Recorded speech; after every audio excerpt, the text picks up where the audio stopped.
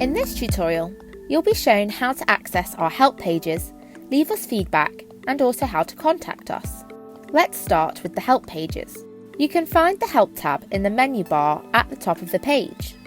Here you'll find a ton of help pages to hopefully answer most of your questions. We've sorted the pages by topic to help you navigate. If you click the blue arrow here, you'll see clickable headings that lead to information pages that should help you find a solution to what you are looking for. We always recommend you check the help pages if you are stuck, as often you can find the answer here.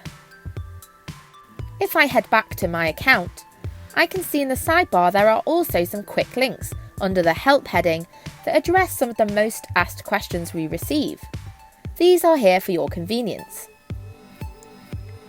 If you find you need more support or would like to contact us for another reason, you can find our contact details by scrolling to the bottom of the page.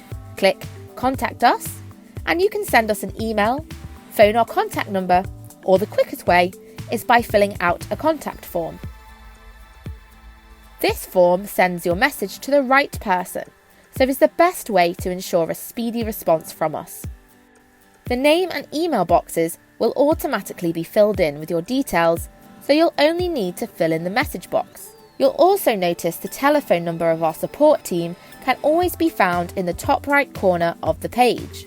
If you'd like to leave us feedback, either positive or constructive, you can also use the contact form for this. We really welcome your feedback, and our developers regularly update our software with suggestions from our users.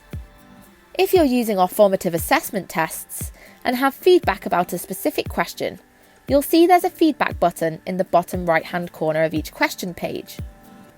You can submit any feedback about the questions you're doing, for example if you see a problem with the question or don't feel the explanation was clear. We don't anticipate this will happen, but if it does, click the button, type your message, and we'll know you're referencing that question in your comment without the need for you to specify.